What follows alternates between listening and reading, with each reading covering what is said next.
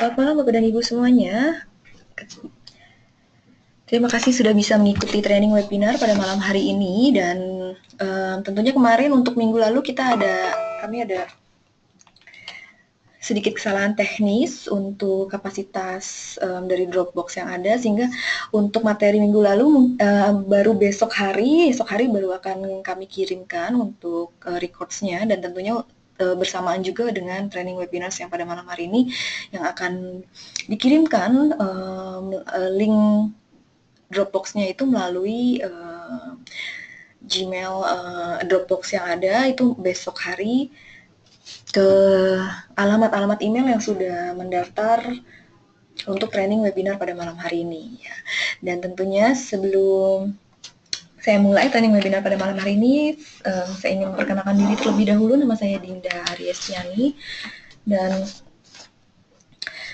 background pendidikan saya adalah apoteker, dan di Usana Health Sciences Indonesia ini saya sebagai nutrisionis. Dan pada malam hari ini saya akan mengangkat tema yaitu tentang kebutuhan mikronutrisi dalam pola makan kita ya. Tentunya di sini juga berlaku untuk saya sendiri juga ya. Nah, kira-kira apa saja yang diperlukan dari kebutuhan mikronutrisi ini? Ternyata dampaknya banyak sekali, utamanya terhadap menurunkan resiko dari penyakit-penyakit degeneratif, itu salah satunya ya. Dan tentunya ini ada quotes dari Dr. Myron Wentz, yaitu yang selama ini ada Dr. Myron Wentz melihat itu rata-rata hidup sehat atau pola hidup yang baik, terhindar dari penyakit-penyakit ini terlalu singkat dari fase kehidupan manusia. Jadi dan akan lebih panjang itu terdapat dalam kondisi kesakitan, artinya dalam kondisi mengidap penyakit-penyakit tertentu, dan utamanya penyakit yang tidak bisa sembuh, yang hanya bisa kita maintenance atau kita kontrol seumur hidup, itu adalah penyakit-penyakit kronis degeneratif tadi. Ya, jadi memang inilah kenyataan yang ada, bahwa hidup sehat ini sangat singkat sekali kalau tidak kita jaga sedini mungkin dengan pola hidup yang baik dan kecukupan akan nutrisi dan juga antioksidan yang optimal. Dan faktanya yang terjadi ini dari 10 terakhir hidup itu yang dilalui dengan penderitaan atas penyakit-penyakit tertentu, dan pada saat kondisi mengalami penyakit tersebut, nah disinilah banyak ketidakmampuan yang bisa dilakukan, sehingga akan menurunkan aktivitas dan juga mengurangi kualitas dari hidup.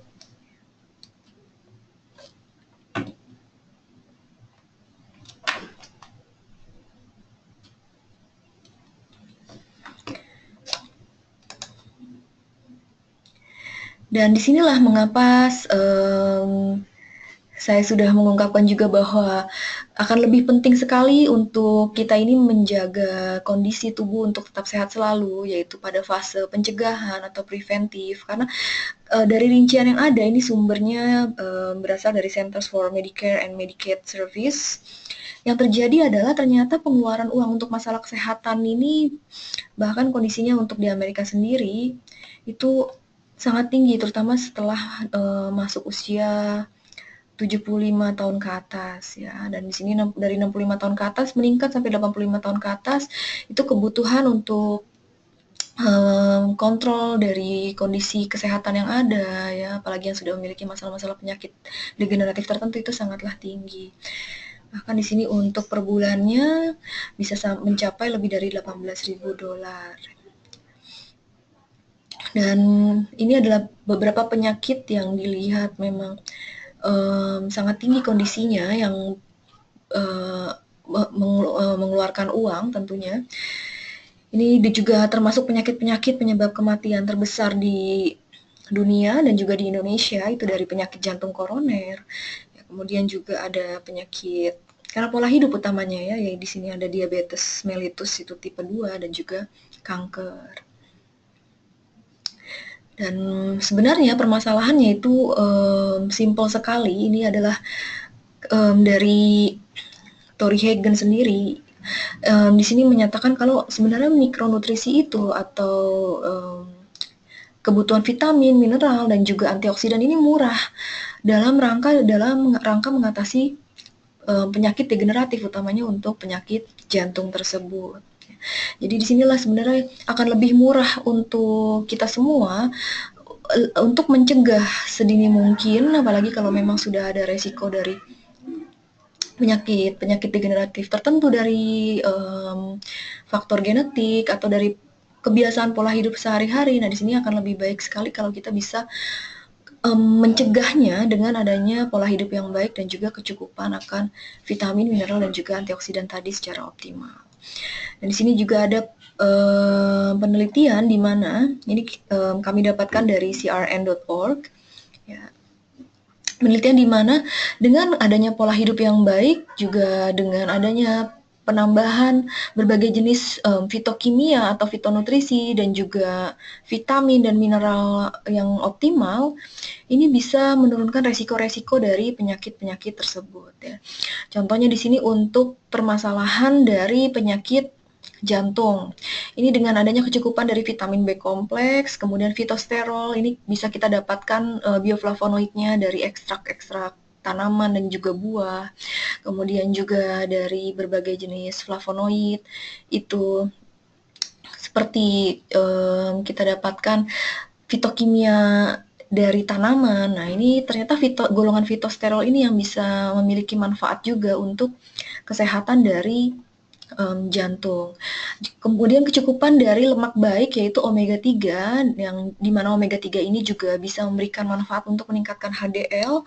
Ini juga ternyata bisa menjaga kesehatan jantung dalam rangka juga upaya untuk menurunkan resiko dari penyakit tersebut. Ya, dan juga kecukupan akan asupan serat di dalam pola diet atau pola makan harian kita, ya, entah itu dari serat yang larut air maupun yang tidak larut air, ini memiliki fungsi yang penting juga dalam menyerap lemak-lemak yang jenuh, termasuk juga dalam menjaga berat badan, yang nantinya ada kaitannya juga dengan menjaga kesehatan dari jantung. Kemudian satu lagi di sini juga yang peningkatan dari kondisi penyakitnya itu semakin tinggi, ini dari penyakit diabetes, ya, di Indonesia juga di sini semakin tinggi kondisinya karena dari pola diet, pola makan harian yang terlalu tinggi karbohidrat sederhana seperti nasi yang tinggi glukosa, ya. Ini ternyata dampaknya juga bisa meningkatkan kadar gula dalam darah. Ya, jadi bisa kita lihat kalau pola makan di Indonesia ini selain rata-rata gorengan yang tadi bisa memicu kondisi yang digoreng-goreng, ya, yang bisa memicu kondisi peningkatan sel lemak jenuh di dalam tubuh yang akhirnya bisa mengganggu masalah kesehatan jantung, juga tinggi asupan karbohidrat. Nah, ini bisa dilihat dari asupan nasi, kemudian ada tambahan mie, kemudian kentang, itu semuanya karbohidrat sederhana yang tentunya kalau asupannya terlalu tinggi, ini akan terlalu tinggi kalori yang dikonsumsi, bahayanya dampaknya adalah ke masalah diabetes. Ya, jadi semuanya ini adalah dari permasalahan pola diet dan pola hidup harian kita. Dari masalah diabetes ini baik sekali apabila ada asupan yang optimal itu dari mineral-mineral tertentu, salah satunya dari kromium, dan juga tadi tambahannya adalah dari kecukupan vitamin B kompleks, fitosterol, dan juga serat dan lemak baik itu dari omega 3 yang optimal bisa menekan angka terkena masalah penyakit diabetes ini, resikonya bisa menurun sampai 10,2%. Jadi intinya kembali lagi penurunan resiko ini relatif yang tentunya bisa dibantu untuk bisa ditekan kondisi terkena masalah tersebut dengan pola hidup yang baik juga, ya, utamanya. Jadi tentunya juga dibantu dari penelitian yang ada ini, dibantu juga dengan adanya konsumsi suplementasi untuk mendapatkan kecukupan dari vitamin dan juga mineral dan juga fitonutrisi tadi, ya, dari fitosterol maupun lemak baiknya dari omega 3. Nah, di sini dari fitokimia atau fitosterol ini juga memiliki manfaat sebagai antioksidan juga untuk organ-organ tertentu. Nah, salah satu contohnya adalah untuk kesehatan mata. Memang lutein dan zeaxanthin ini termasuk zat-zat aktif yang memang bisa ditemukan juga di sayuran tadi sebagai fitokimia ataupun fitonutrisinya di area makula yang ada di mata. Nah, inilah yang ternyata Dengan adanya asupan yang optimal dari lutein, zeaxanthin, kemudian ada tambahan vitamin C untuk membantu penyerapannya ke dalam makula tadi. Ini bisa menekan angka-angka seperti contoh dari masalah mata itu untuk mata tua dari katarak itu sampai 15,3%. Kemudian juga karena mata tua itu sampai 23,0%.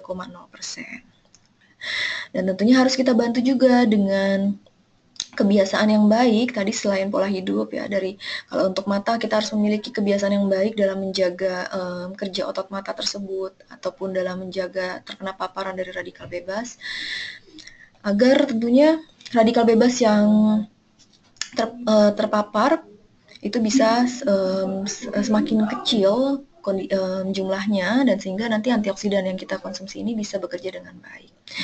Nah, kemudian juga dari di Indonesia sendiri untuk masalah kepadatan tulang ini sebagai bahaya laten sebenarnya karena tidak terlihat ya, apalagi dari pola minum susu harian, asupan kalsium harian dari orang Indonesia ini rata-rata sangat rendah sekali, itu sekitar 200 mg, 200 mg sampai 240 mg per hari itu dari data Kemenkes untuk di Indonesia sendiri, sedangkan untuk AKG-nya saja ini 1000 mg sampai 1100 mg per hari. Jadi jauh sekali dari asupan AKG ya, dari asupan optimalnya. Dan tentunya setiap fase usia ini membutuhkan asupan kalsium yang berbeda-beda karena dampaknya kekurangan kalsium tersebut bisa menyebabkan osteoporosis. Nah, ini harus diperhatikan, kalsium ini tidak berdiri sendiri untuk bisa masuk ke dalam tulang dan gigi, itu harus ada keseimbangan formula yang tepat. Jadi harus ada magnesium, vitamin D, kemudian bentuk kalsiumnya pun ini harus tepat agar bisa optimal itu terserap ke dalam tulang dan gigi. Ya. Jadi di sini bahkan dengan adanya kecukupan dari mineral-mineral tersebut dan juga vitamin tersebut ini bisa menekan risiko terkena dari penyakit osteoporosis itu sampai dengan 18,6%. Jadi data ini Bapak dan Ibu semua bisa didapat dari www.crn.org ya.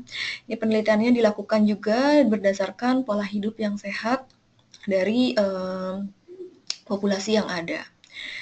Jadi untuk masalah dari penyakit degeneratif kronis ini memang kalau data dari WHO sendiri dampak kematiannya itu memang sangat besar ya. Rata-rata memang sudah sampai lebih dari 60% yang menyebabkan kematian untuk penyakit jantung, kanker, dan diabetes tadi. Ini datanya dari WHO.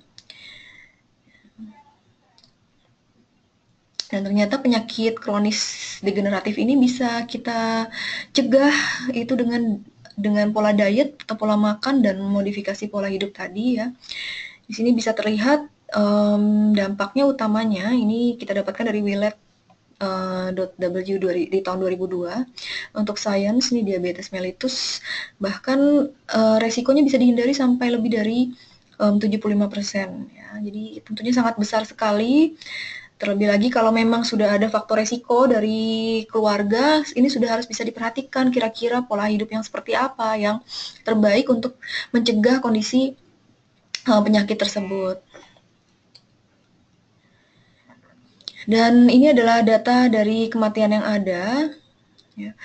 Dan ternyata kalau kita perhatikan, ini bisa kita lihat ada warna orange, kuning, ya, merah, ungu, ini semuanya penyebab kematiannya rata-rata memang kita lihat dari pola hidup. Dan terutama nih yang bisa dilihat semua warna yang ada di sini, dari kardiovaskular, kanker, diabetes, masalah dengan pernafasan, ya, atau di Indonesia masalah dari paru-paru obstruktif kronis itu faktor terbesar memang didapatkan radikal bebasnya itu dari merokok. Jadi merokok ini memang yang harus sangat kita concern ya, harus diperhatikan, itu harus dihentikan ya, bukan dikurangi.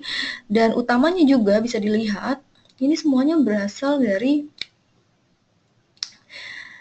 faktor pola makan harian ya. Jadi di sini bisa kita lihat sebenarnya apa yang terjadi, kondisi-kondisi masalah penyakit kronis degeneratif tersebut itu adalah karena dari pola hidup individu yang beresiko. Dan bisa dilihat ini seperti kurang asupan buah dan sayur, terus rendahnya konsumsi omega 3 hariannya, kemudian kurang asupan lemak baik ya, terlalu tinggi asupan lemak jenuh yang seperti itu. Jadi semuanya permasalahannya adalah pada apa yang kita konsumsi. Jadi semua permasalahannya dari pola diet harian individu tersebut. Jadi disinilah yang kira-kira yang harus bisa dijaga. Yang pertama adalah tentunya dengan mengurangi faktor resiko tersebut. Misalnya seperti misalnya dari faktor genetik ini sudah punya resiko dengan penyakit diabetes ya. Berarti harus diperhatikan dari pola diet harian, pola hidup harian itu harus bisa meminimalkan asupan-asupan yang kira-kira bisa menimbulkan resiko di kemudian harinya dari penyakit tersebut. Contohnya dari diabetes itu berarti harus dijaga dari pola makan yang mengandung karbohidrat sederhana atau mengandung kadar gula yang tinggi. Ya, jadi harus dijaga dari asupan kalori yang masuk, kemudian ada olahraga, termasuk asupan terlalu banyak gula dari kebutuhan sehari-hari. Kemudian juga nutrisi yang seimbang ya. Di sini seperti asupan vitamin, mineral, dan juga antioksidan tadi yang terdiri juga dari fitonutrisi ataupun fitokimia ini harus bisa kita konsumsi dalam jumlah yang optimal. Olahraga ini bisa dilakukan 3 kali seminggu minimum. Kemudian juga apabila memang sudah punya masalah dengan penyakit tertentu, ini sudah harus ada terapi dan pengobatan yang tepat ya. Jadi bukan berarti kalau misalnya seperti tadi dipaparkan masalah dengan diabetes ini bisa dibantu dengan mineral kromium misalnya seperti itu. Tapi kalau memang sudah punya permasalahan tersebut, bukan sekedar faktor pencegahan, berarti sudah harus ada terapi dan juga pengobatan yang tepat dari dokter. Ya. Jadi jangan kita semua gantungkan dari antioksidan ataupun mikronutrisi yang ada. Kemudian juga sikap positif dan istirahat yang cukup ini akan membantu untuk meminimalkan timbulnya radikal bebas yang diproduksi dari tubuh kita sendiri karena stres yang cukup, kemudian negative thinking itu akan menimbulkan sel-sel akan menimbulkan metabolisme di dalam tubuh kita itu mengeluarkan radikal bebas yang nantinya akan membahayakan sel-sel di dalam tubuh kita.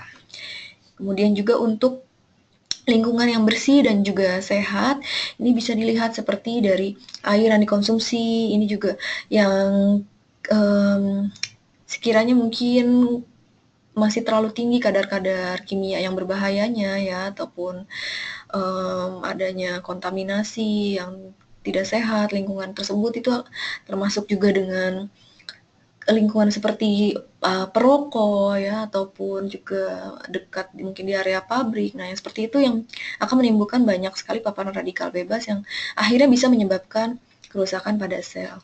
Dan juga untuk menambah optimal, selain tadi pola makan yang baik dan juga pola hidup yang sehat, dioptimalkan dengan adanya suplementasi yang tujuannya adalah supaya bisa kita mendapatkan asupan nutrisi yang seimbang tadi. Jadi di sini permasalahannya nutrisi yang seimbang itu bukan sekedar dengan adanya kecukupan dari mikronutrisinya saja, tetapi yang harus kita perhatikan juga adalah dari makronutrisinya itu sendiri ya. Jadi untuk makronutrisi itu sendiri di sini ada karbohidrat ya, protein dan juga lemak. Di karbohidrat sendiri ini sebagai sumber energi kita sebenarnya ini banyak bisa didapatkan dari nasi ya, tapi utamanya memang bisa kita cari yang kompleks itu ada pada nasi merah, gandum, dan karbohidrat lainnya itu ada seperti roti, mie, singkong, ubi, jagung, dan tepung-tepungan. Nah ini harus kita perhatikan asupannya karena kalau kita konsumsi dalam jumlah yang besar itu menyebabkan kalori yang masuk akan tinggi. Kalau dalam keseharian pola hidup itu kita kurang pembuangan kalori, artinya tidak ada olahraga, kurang aktivitas fisik. Nah, ini harus dibatasi konsumsinya supaya tidak berlebihan untuk kalori yang masuk. Kemudian protein. Protein ini juga sebagai salah satu makronutrisi, itu sebagai zat pembangun dan juga sebagai daya tahan tubuh atau imunitas, dan juga sebagai sumber energi. Ini bisa kita dapatkan seperti pada ikan, putih telur, ayam, daging, kemudian susu, tempe, tahu ya, oncom juga ya, mungkin Bapak dan Ibu yang suka oncom, dan juga kacang-kacangan. Ini termasuk salah satu sumber protein yang berasal dari hewani dan juga dari nabati. Kemudian kelengkapan makronutrisi lainnya, keseimbangan ini perlu kita dapatkan juga dari lemak ya. Perbanyak lemak yang baik utamanya seperti lemak omega ya. Sumber-sumber lemak yang esensial ini soalnya tubuh kita tidak bisa produksi sendiri, jadi kita harus dapatkan dari luar. Karena fungsinya ini sangat penting sekali ya, sebagai sumber energi, kemudian juga untuk memelihara suhu tubuh, bahkan nutrisi otak, bahkan untuk menyeimbangkan kolesterol baik kita ya, itu HDL. Ini bisa didapatkan kalau untuk lemak secara keseluruhan itu ada pada kuning telur, daging ya, minyak ikan, alpukat, dan biji-bijian. Tapi utamakan mendapatkan dalam jumlah yang optimal itu seperti dari lemak yang baik, seperti minyak ikan. Ini alpukat juga lemak, termasuk lemak baik, tapi memang kalorinya agak tinggi ya. Dan kalau untuk kuning telur itu sendiri dikonsumsi jangan terlalu berlebihan karena dampaknya bisa menyebabkan kolesterol tinggi. Dan kalau untuk mikronutrisi, nah mikronutrisi ini yang sebagai vitamin, mineral, kemudian juga ada antioksidan, itu seperti yang berasal dari bioflavonoid ataupun dari fitokimia maupun fitonutrisi tadi ya. Nah ini mikronutrisi ini yang sebagai pengatur metabolisme tubuh. Ya, ini bisa memang paling banyak kita dapatkan bisa dari sayuran dan buah-buahan. Kemudian mineral ini juga sebagai pemelihara fungsi tubuh itu juga mengatur metabolisme tubuh. Bisa kita dapatkan juga dari sayuran, buah-buahan, kemudian hati, daging, susu, dan juga kacang-kacangan itu bisa kita dapatkan mineral. Ya. Dan untuk contoh dari fitokimia maupun fitonutrisi ini ada bioflavonoid, ini bisa didapatkan dari ekstrak green tea, kemudian ekstrak brokoli, ekstrak biji buah zaitun ya yang sudah dipatenkan USANA. Kemudian juga zat aktifnya itu biasa kita sebut sebagai fitonutrisi maupun fitokimia, macam-macam dari setiap jenis warna-warni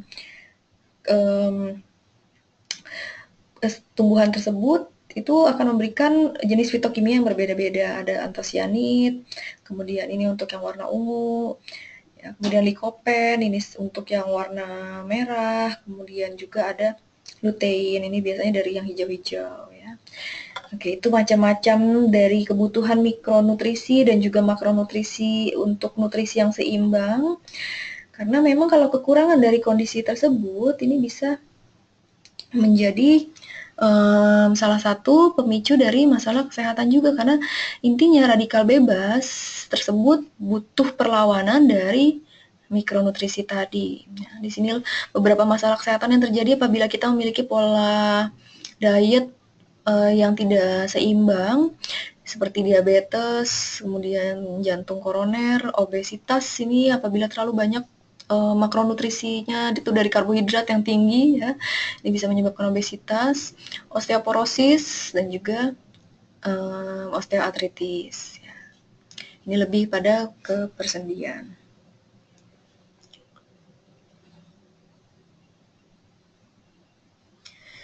Nah, kemudian yang sekarang ini semakin meningkat juga kondisinya itu adalah permasalahan di kanker ya. Jadi kanker ini juga permasalahannya juga luas sih. Salah satunya memang dampak utamanya memang karena faktor radikal bebas tadi dan juga kekurangan asupan mikronutrisi penting ya.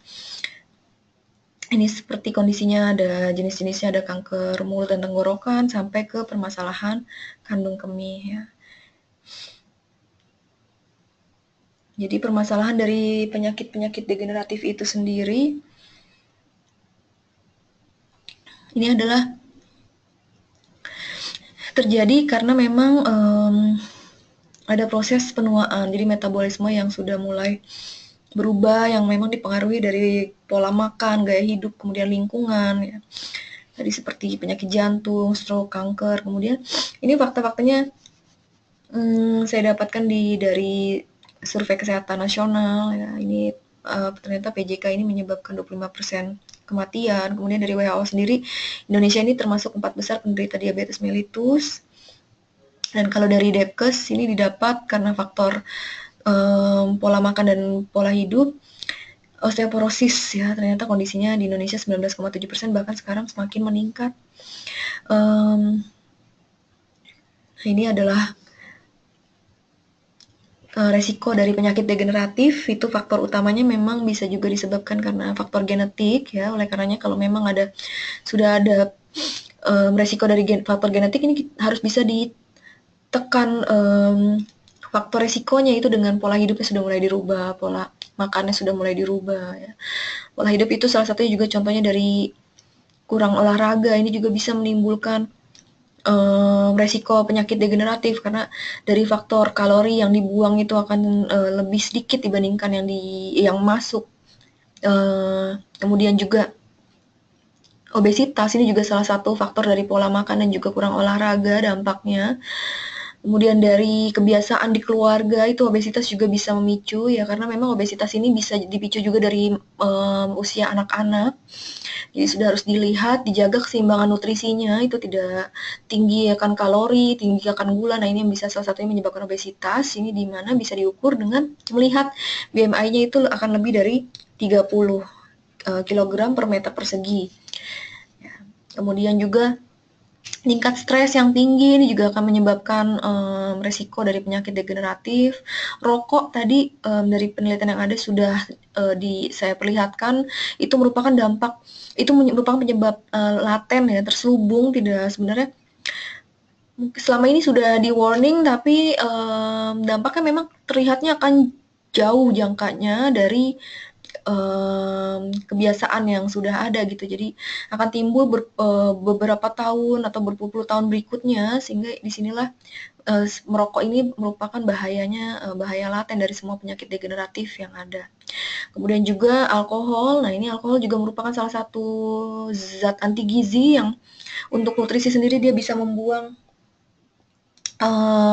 vitamin dan mineral tertentu yang ada di dalam tubuh, bahkan juga bisa merusak kesehatan dari sel hati.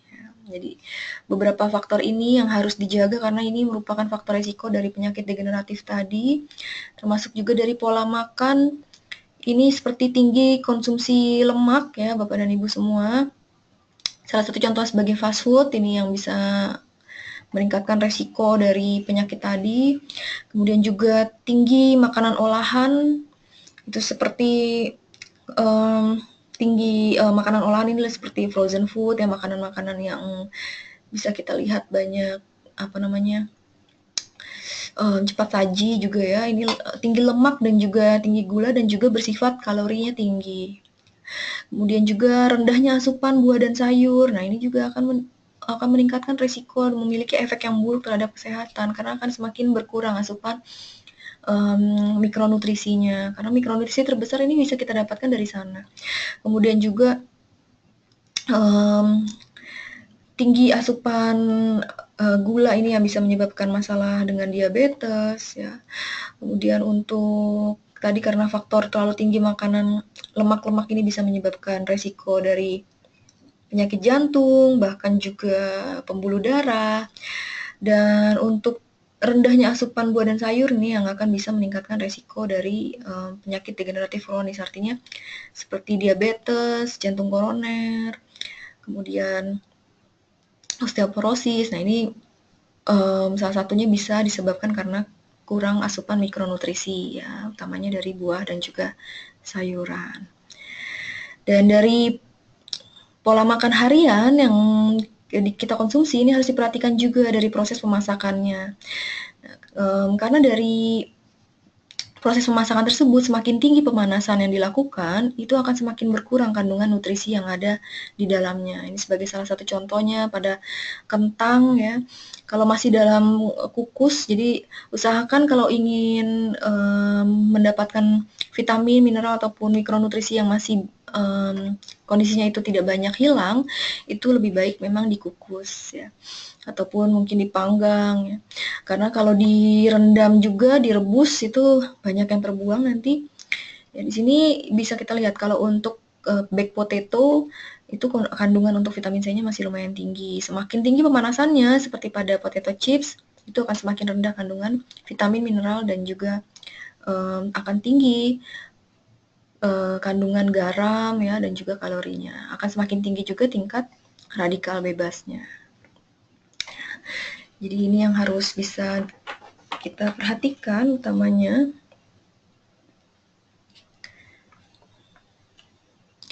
Nah, radikal bebas itu sendiri ini yang akan menimbulkan reaksi berantai. Ya, karena radikal bebas ini sebenarnya memang secara alami tubuh kita bisa memproduksi, memang sebagai produk samping metabolisme secara alami selama masih menghirup oksigen ya. Dan seperti pada saat kita melakukan aktivitas, ini sel-sel dalam tubuh kita mengeluarkan energi, nah itu yang akan melakukan proses metabolisme. Mitokondria di sini akan mengeluarkan radikal bebas tadi. Ya, jadi ini ada juga produk samping dari metabolisme secara alami. Yang terjadi, radikal bebas tersebut dari proses metabolisme itu dia kehilangan elektronnya. Nah, disinilah pada um, sel yang sehat atau pada atom yang sehat ini radikal bebas itu nanti akan mengambil elektron yang hilang tadi, sehingga nanti akhirnya yang tadinya atomnya itu sehat dia menjadi rusak. Nah, disinilah diperlukan adanya antioksidan sebagai donor dari elektron tersebut. Nah, jadi di sini memang utamanya terjadi oksidasi sehingga kehilangan elektron yang akhirnya nanti dari proses tersebut yang bereaksi secara berantai menyebabkan penuaan, kanker, bahkan juga penyakit jantung.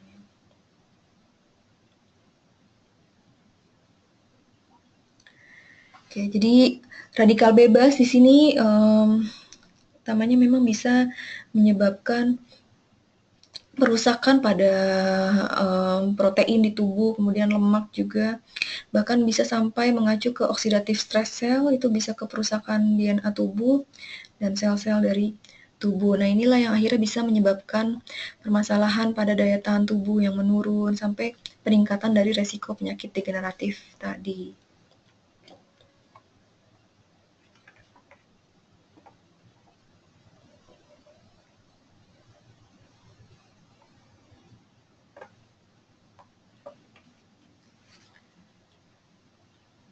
Dan permasalahannya memang radikal bebas ini bukan sekedar dari proses metabolisme di dalam tubuh kita sendiri yang terjadi secara alami, tetapi permasalahannya memang dari luar pun ini bisa kita dapatkan ada di mana-mana, ya.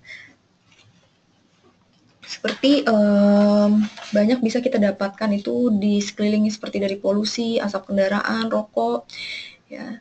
Kemudian juga kalau dari olahraga nih sudah punya apa namanya, misalnya sudah punya pola hidup yang baik, tapi olahraganya mungkin agak berlebihan ya biasanya atau juga seperti atlet gitu ya, itu memerlukan asupan antioksidan yang optimal karena apa dari olahraga tersebut akan membutuhkan energi yang lebih ya seperti menghirup oksigen juga lebih akhirnya sel-sel di dalam tubuh kita itu akan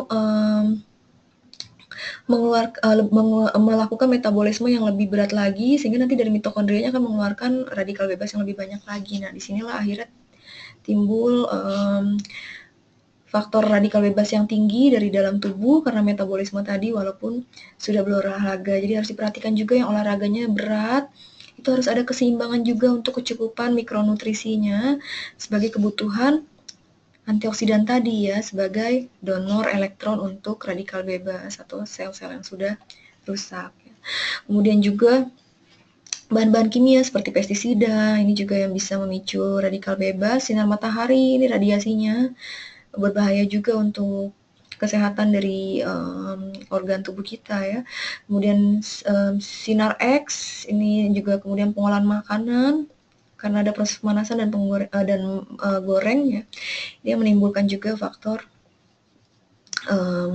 radikal bebas yang tanpa kita sadari ternyata setiap sel di dalam tubuh kita ini diserang radikal bebas itu setiap 10 detik Bapak dan Ibu semuanya. Ya.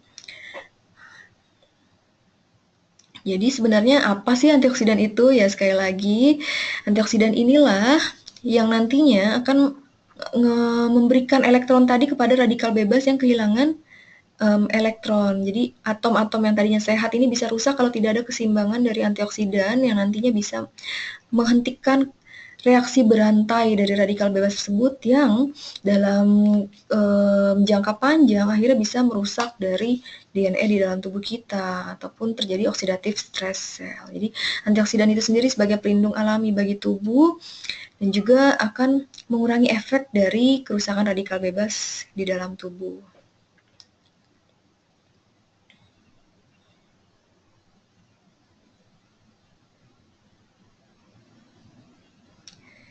Jadi yang dilakukan dari antioksidan, ini nanti antioksidan ini bisa memberikan donor elektron ke dalam atom yang tadi sudah kehilangan satu unsur elektronnya, yaitu radikal bebas. Menghentikan dari reaksi berantai ini bisa kita dapatkan dari antioksidan dari luar. Jadi kalau dari antioksidan dari dalam tubuh kita sendiri ini yang bisa membantu secara alami dari proses bernafas. Kemudian juga, nah ini antioksidan utamanya memang bekerja sebagai donor elektron. Dari mana saja contoh-contoh antioksidan ini bisa kita dapatkan? Utamanya memang banyak sekali di dalam buah dan juga sayuran. Ini seperti contohnya vitamin C, kemudian vitamin E, beta karotin, ini fitonutrisi yang bisa kita dapatkan dari sayuran maupun buah yang berwarna orange ya. Kemudian dari jenis macam-macam fitonutrisi ini, fitokimia, ataupun vitamin dan mineral, atau yang kita sebut juga secara umumnya itu mikronutrisi, ini akan memiliki fungsi masing-masing dalam menyerang jenis-jenis radikal bebas yang berbeda-beda. Di mana ini dari jenis-jenis radikal bebas yang berbeda-beda ini yang akan mengganggu sistem metabolisme dari masing-masing organ ataupun sel di dalam tubuh. Makanya kita butuh yang warna-warni dan banyak jenisnya. Ya. Disinilah yang diperlukan dari vitamin, mineral, kemudian bahkan fitokimia dari tanaman, buah dan juga sayuran tersebut.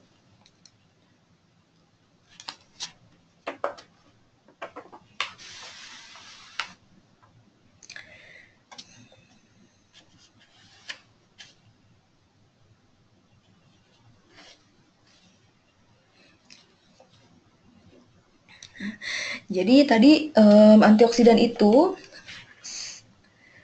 nah inilah yang kita perlukan untuk bisa menetralisir dari radikal bebas itu sendiri ya. Jadi sebenarnya antioksidan ini adalah zat atau substansi yang kita perlukan untuk tubuh.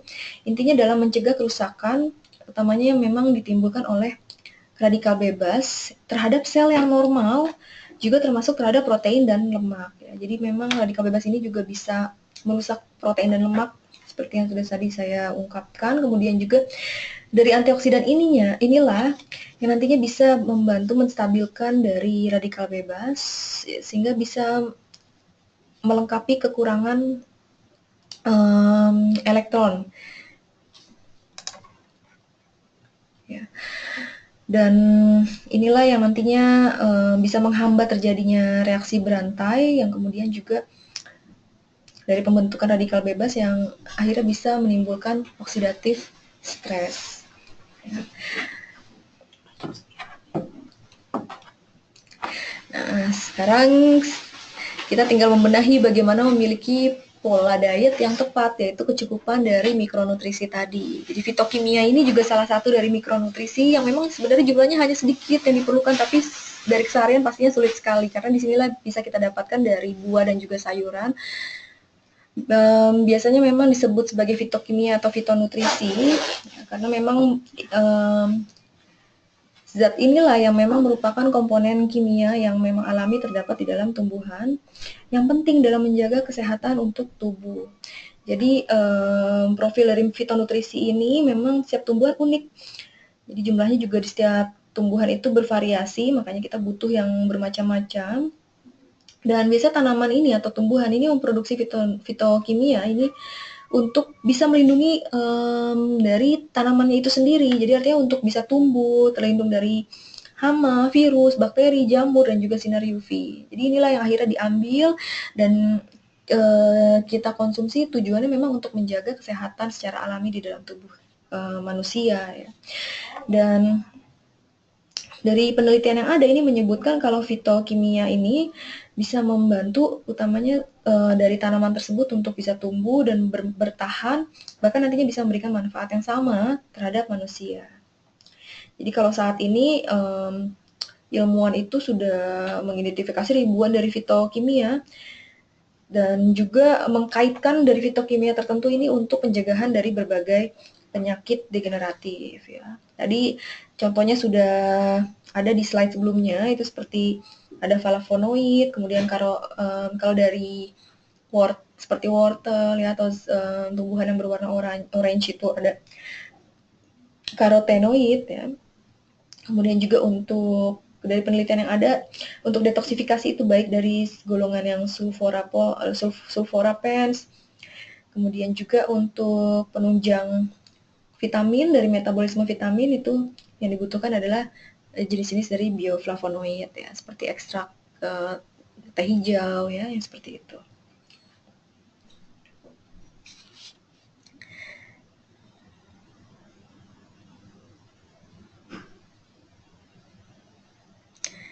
Dan mengapa kita membutuhkan fitonutrisi dan juga antioksidan atau yang disebut juga sebagai mikronutrisi ini? Karena memang dari jenis-jenis tersebut inilah yang nantinya bisa membantu dalam mengurangi kerusakan sel, utamanya untuk mencegah dari kondisi oksidatif stres sel. Nah, ini adalah contoh dari asupan buah dan sayur rata-rata harian di Indonesia. Ini ternyata dari rata-rata yang ada, ini didapatkan dari Center for Disease Kemenkes. Ternyata rata-rata orang Indonesia itu konsumsi buah dan sayuran hanya sekitar 2,5 porsi per hari. Ya, jadi ini masih kurang sekali. Kalau dari WHO itu kebutuhannya harus idealnya sampai dengan 9 porsi per hari ya, karena memang kondisinya saat ini buah dan sayuran di dunia ya, itu sudah memiliki kandungan nutrisi yang tidak optimal lagi seperti mungkin di era-era sebelumnya, karena memang lahannya itu sendiri sekarang yang ditanami oleh buah dan sayuran itu sudah sedikit atau sudah kurang kandungan nutrisinya, sehingga menghasilkan buah dan sayuran juga kandungan vitamin mikronutrisinya itu sudah mulai menurun. Jadi butuh dalam jumlah yang besar untuk bisa kita memberikan manfaat yang baik untuk tubuh. Dan ini adalah dampak yang terjadi kalau kekurangan asupan buah dan sayur, kekurangan mikronutrisi, ternyata bisa menyebabkan banyak dari penyakit degeneratif, bahkan juga permasalahan kanker ya. Ini data-datanya diambil dari jurnal-jurnal berikut ini. Nah, jadi kalau dari kondisi yang ada tadi, kira-kira siapa yang harus mulai mengkhawatirkan masalah nutrisi ini? Tentunya kita semua ya. Jadi keseimbangan antara pola makan tersebut, keseimbangan makronutrisi, mikronutrisi utamanya dalam upaya pencegahan penyakit degeneratif ini yang sangat diperlukan ya. Dan ini adalah rata-rata yang terjadi untuk kekurangan mikronutrisi ini pada laki-laki dan juga wanita.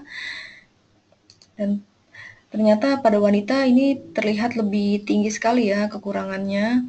Apalagi sebenarnya pada wanita juga itu nanti akan dipengaruhi juga dari faktor hormonal, sehingga memerlukan asupan yang lebih baik lagi. Jadi utamanya di sini sangat bijaksana sekali kalau kita bisa mulai menjaga keseimbangan dari asupan nutrisi yang seimbang, ya seperti lemak baik, kemudian juga karbohidrat kompleks, protein yang lengkap. Idealnya memang jumlahnya ditentukan sesuai dengan berat badan kita ya. Jadi misalnya berat badannya 50 kg, ini protein yang dibutuhkan 50 gram per hari ya. Kemudian juga kecukupan dari buah dan juga sayuran. Dan penting sekali juga kita memperhatikan yang namanya angka kecukupan gizi. Kalau dari tadi saya berbicara mengenai kebutuhan mikronutrisi yang optimal.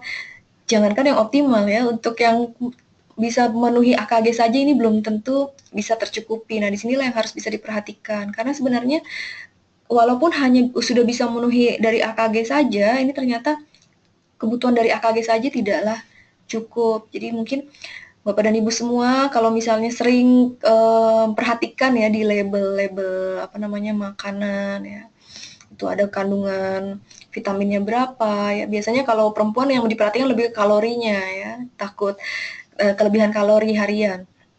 Ini perlu juga kita perhatikan, terutama seperti asupan kalsium yang di Indonesia memang kurang ya. Ini diperlukan dilihat itu untuk kecukupannya sudah memenuhi atau belum. Jadi kalau sekiranya belum, berarti kita harus dapat tambahan lagi dari luar. Nah, disinilah kalau AKG ini memang tujuannya kalau dari pemerintah dibuat untuk mencegah kekurangan dari nutrisi itu sendiri. Tetapi ternyata hanya dengan AKG saja ini akan memberikan manfaat kesehatan yang kurang optimal ya. Jadi di sini kita memerlukan adanya asupan nutrisi yang optimal supaya bisa memberikan manfaat kesehatan yang lebih baik. Nah, ini contoh untuk terutama makanan-makanan cepat saji yang sudah tinggi pemanasan, terus rendah sekali kandungan vitaminnya, bahkan yang lebih tinggi itu akan lebih di kandungan garam. Ya, ini yang bahayanya bisa mengarah ke masalah hipertensi. Ya, ini salah satu contohnya apabila kita hanya memenuhi standar AKG saja. Nah, ini hanya dalam rangka mencegah kekurangannya saja, tapi di sini dibutuhkan asupan yang lebih optimal supaya bisa memberikan manfaat kesehatan yang lebih. Ya, untuk vitamin C, ini untuk optimal 1000 mg bisa memberikan manfaat kesehatan ke stamina, daya tahan tubuh, bahkan menjaga dalam elastisitas dari jantung untuk aktivitas antioksidan ENOS BH4-nya. Ini kebutuhannya 1000 mg, kalau dari makanan itu harus sampai 10 gelas sari jeruk ya. Jadi ini bahkan kalorinya sangat besar sekali. Kemudian untuk vitamin E ini optimal 400 IU. Ini kebutuhannya bisa sampai 1,5 kilo ya. Termasuk juga vitamin D. Ini hanya dari beberapa vitamin-vitamin saja, padahal kita kebutuhannya banyak sekali dan belum ditambah lagi kebutuhan dari fitokimia atau fitonutrisinya tadi yang banyak didapat dari tanaman. Nah, di sini jadi suplementasi di sinilah yang bisa melengkapi pola hidup yang sehat. Jadi intinya mengapa kita memerlukan suplementasi? Karena di sini dibutuhkan untuk bisa tetap sehat dan juga aktif dan juga untuk bisa memenuhi kebutuhan nutrisi tadi yang belum tentu bisa kita dapatkan hanya dari makanan sehari-hari seperti dari pola makan. Di sini memang kalau dari jurnal American Medical Association itu rata-rata yang terjadi orang-orang ini tidak mendapatkan kecukupan vitamin dan juga mineral dari makanan sehari-hari saja. Makanya dibutuhkan adanya tambahan suplementasi.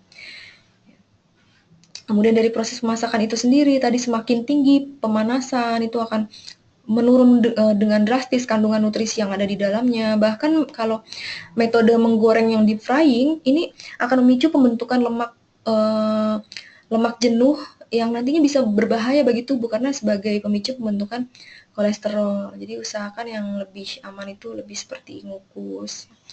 Kemudian dari gaya hidup, merokok, minum alkohol, kurang olahraga. Nah, ini juga akan memicu terlalu banyak paparan radikal bebas. Makanya di sini kita membutuhkan asupan suplementasi untuk bisa melengkapi pola hidup yang sehat tadi. Jadi harus diperhatikan juga dari pola diet plus pola hidupnya.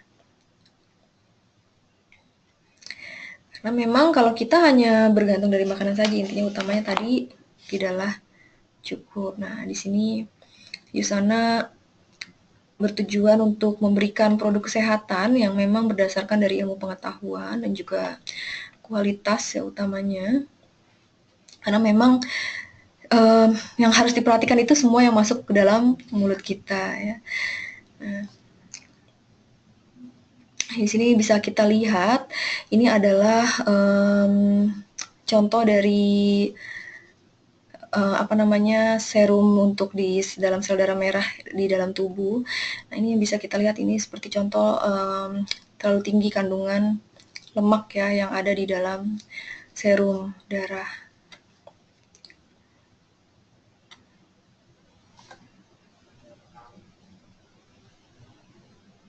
Nah, makanya di sini diperlukan kita mendapatkan asupan suplemen itu yang terbaik di mana memiliki bioavailabilitasnya yang optimal. Artinya akan memiliki ketersediaan dari zat aktifnya ataupun fitokimia maupun fitonutrisinya tersebut dalam jumlah yang tepat sesuai dengan yang ada pada formulanya. Ini kalau untuk di Usana sendiri kami selalu melakukan rutin mengecek bioavailabilitas ya. Jadi untuk melihat ketersediaan dari zat aktifnya tersebut dalam sirkulasi sistemik tubuh itu bisa diambil dari urin maupun juga dari sampel darah. Nah, ini diperiksa dari jam pertama, jam kedua, jam ketiga ya. Dan selanjutnya ini Bapak dan Ibu semua bisa lihat ada di usana.com untuk clinical research.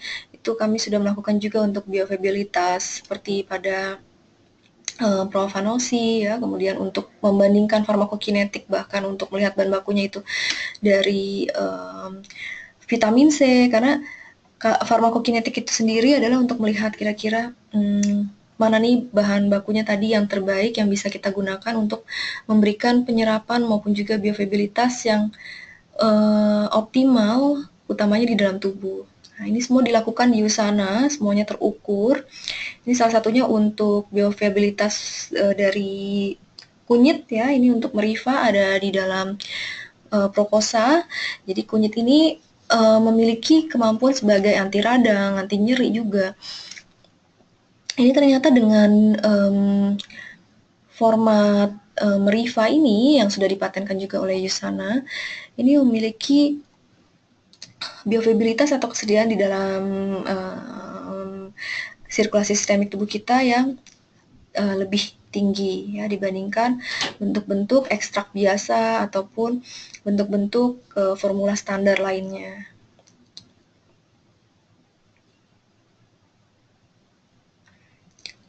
Nah, ini salah satu contoh juga untuk bioavailabilitas dari essentials ya.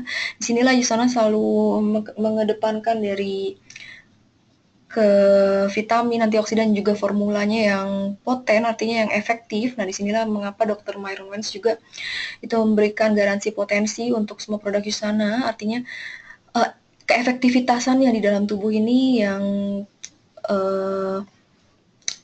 optimal ya tentunya tadi sekarang rutin sekali melakukan inovasi formula, kemudian melakukan uji bioavailabilitas terhadap produk-produk yang ada.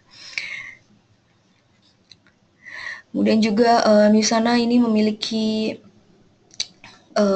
sertifikasi juga dari natural products ya. Di sini produk-produk yang ada dari USANA ini kita berasal dari natural ingredients ya. Salah satu contohnya juga seperti pada Prokosa, ini glukosaminnya kita dapatkan dari jamur-jamuran, itu dari Aspergillus niger, kemudian dari aktif kalsium. Nah, ini kalsium yang kita dapatkan pun ini berasal dari mineral alami, bukan berasal dari hewani ya. Kita dapatkan dari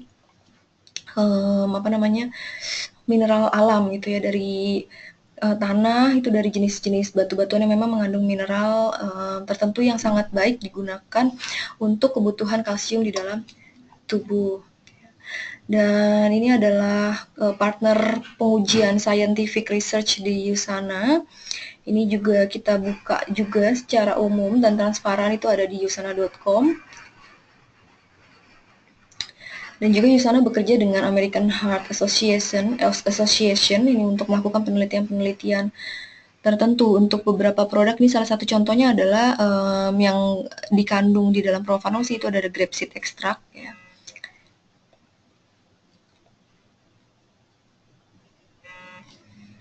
Dan juga USANA ini bekerja memiliki lebih dari 60 ilmuwan yang ada, yang tentunya tadi terbagi dari yang meneliti untuk bahan bakunya, melihat kira-kira jenis farmakokinetik dari bahan bakunya tersebut mana yang paling baik, nanti jenis formulanya, seperti contohnya dari polisi vitamin C ya, ini garam mineral dari vitamin C yang digunakan juga ada di dalam Profanosi, ini memiliki penyerapan yang lebih baik, ya itu salah satu contohnya. Dan juga para ilmuwan juga terbagi lagi sebagai tim R&D yang melakukan formula-formula yang terbaik ya, yang terbaru untuk inovasi masalah kesehatan juga. Dan disinilah USANA utamanya memang memberikan produk itu berdasarkan ilmu pengetahuan dan juga dengan kualitas yang terbaik ya. Bahkan dari bahan baku, formula, ini semuanya dilakukan dengan pemantauan yang terus-menerus sampai juga ke quality control untuk produk yang sudah jadi itu diuji bagaimana kelarutannya.